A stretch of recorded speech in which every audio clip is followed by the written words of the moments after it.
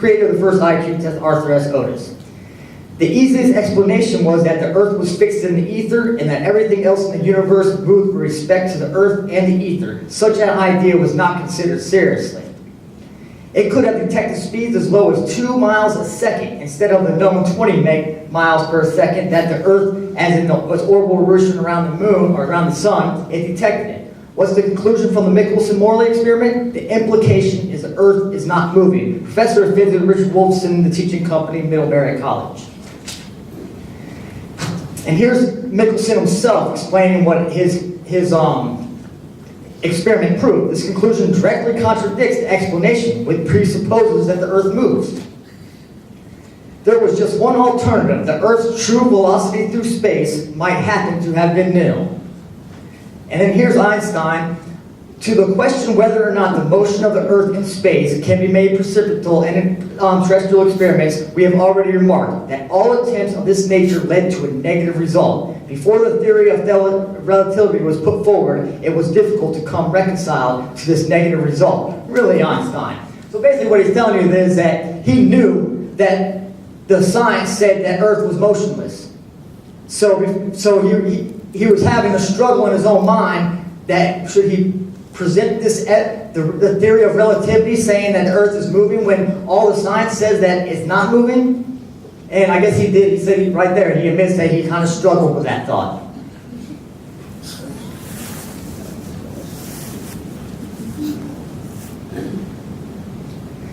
These quotes are from highly regarded professionals, and it makes it very clear what the data of the experiment showed. This also is another great example of how a mainstream narrative will twist things to conform to the heliocentric model. Wikipedia be damned. Alright, I'm sure this is also what led me to becoming onto the flat earth movement so quickly. I moved here about 2 years ago from this right here, from Clearwater, Florida. I lived there for 40 years, so every day I lived on a peninsula, so every day I seen water. I seen the flat water. We always say flat water, flat earth.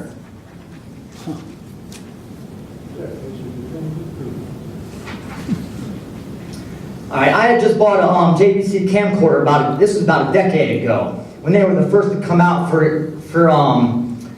do it, whatever. It had an 800 optical zoom on it.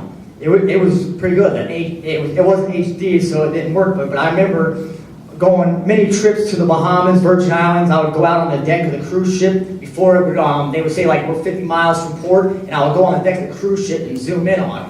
And I didn't realize it then, but I was doing Bedford level tests. And I was seeing things then that I should have never seen. Okay, in 1839, or 1838, my bad, Samuel Rowbotham did an experiment, which became known as a Bedford level test. He stood in the water with his telescope and sent someone down the canal, proving that there was no curvature. This stood as proof of a flat earth for almost 40 years. Again, what we get is some more speculation and twisting of the truth about the experiment than we get actual facts and details. With a court case, murder threats, and bets being made rounding out the tale. Anyways, about 40 years after the experiment, it was said that the experiment was done again. And when refraction was taken into account, it coincidentally confirmed to the heliocentric math and model. It's been about 150 years since then, and not one Bedford level test has been done by the scientific community at large. Why is that? Shouldn't it be that hard to prove that the curvature of the water, the heliocentric math dictates it should be observable and measurable? Yet, there is nothing, just nothing but more crickets and assumptions from the mainstream scientific community. The heliocentric math states we should have a curvature of 8 inches to the mile squared. So in 3 miles, there should be 6 feet of curvature that you should see. So if you see a person on a regular day down the street and it's a completely level space and he's 3 miles from you and you looked at something and seen him, you should only be, he has to be 6 feet tall for you to see him. So basically that's what's the saying.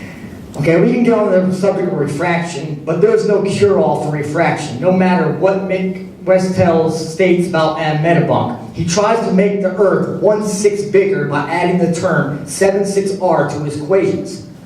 You can't just make this all thing from there. The best thing would be just to tell people to use Snell's law for refraction, which is what it's been on. But no, he just wants to make the Earth 1/6 bigger so it doesn't, so he can pinch and pull and deny the fact that we see things we should never see.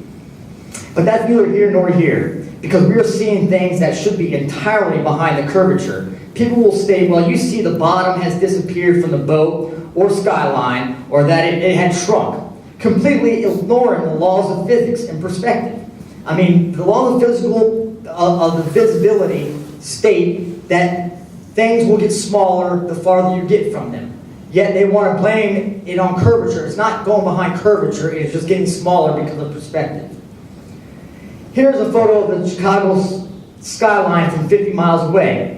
This is a meme in the flat earth community because it was on the news and explained away as being a mirage, which it isn't. Again, they are using the mainstream media to try and deflect us from the truth. You can zoom in on here and see there is a little compression at the bottom of the slide or whatever, but that is not a mirage. There is nothing in that photo to indicate that it's anything but a photo. And no, nothing funny going on. It has been proven again and again to be visible almost daily.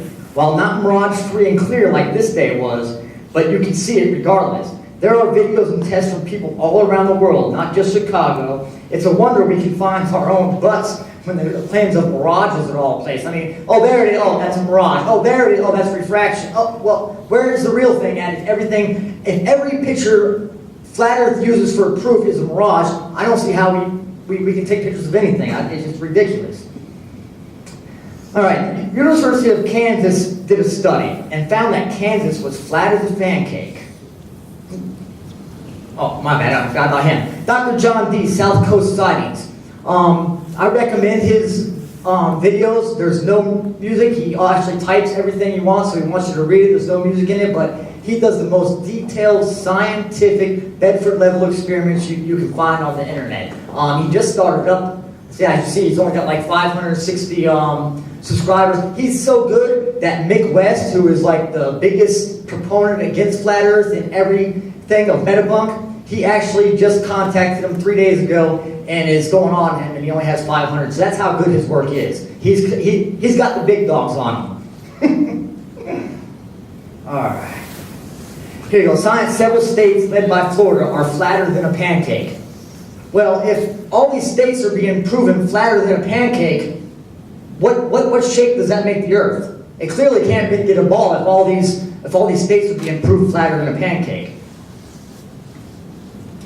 The latest flatness findings come courtesy of geographers at the University of Kansas, who just published a paper, The Flatness of the United States in Geographical Review, a peer-reviewed journal publicated by the American Geographical Society. KU Professor Jerome Dobson and his colleague Joshua Campbell, who works at the State Department Office of the Geographer.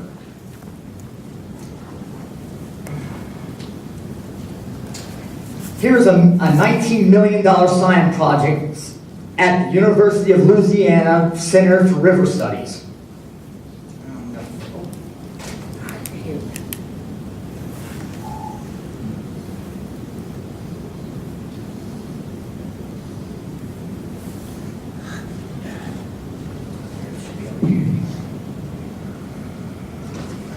Not only can we model the flows and the river stages or the water levels in the Mississippi River, we can also model or simulate the transport or the movement of this Mississippi River sand down the river.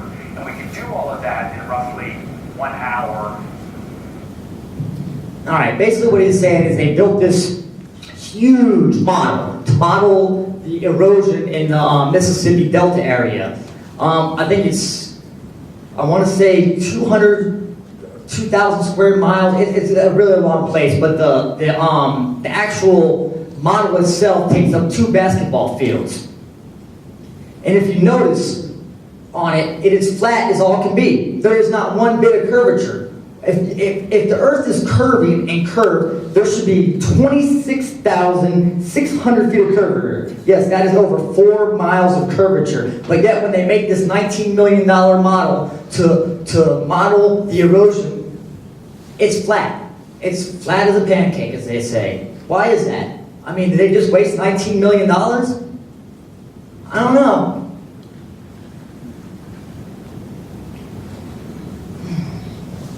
So, what is the evidence that the water is curving and forming to the outside of this magical ball? Well, there isn't any. That is the truth of the matter. And when you start looking at everything, you will find out that everything shows it's flat. I mean, there's no way around it. To answer the question that was pondered earlier at the beginning of this presentation, to me, the main reason why they lie and have lied about the shape of the earth was to get us away from the ether. They wanted to deny the ether because the ether is what is a universal understanding that everything in this world is electric. Everything is created and manipulated by frequencies. And if they did not deny that ether, we would have figured that out a lot long before we did. And I thank you. I'm sorry there was no sound on most of the presentation, but also, this is I'll give you a little bit, I think I got a couple minutes. This is when music meets science. They go in basically showing you how sound can influence all matter. It's pretty, maybe. We ain't got no sound on it, so, but actually, the cinematography is awesome on it. If I can get it to play.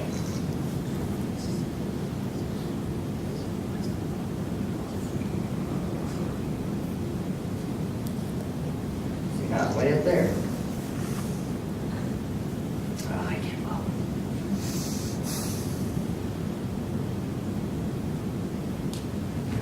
And what else is playing on here?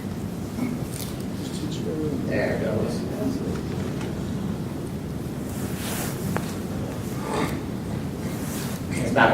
It's a couple minute video, but it shows how it's. You should go on. You'll see the guy and look at his work, and he goes behind the scenes and show you how they did each experiment and things. But it is sound. Describe to you the effect of cymatic frequencies on matter.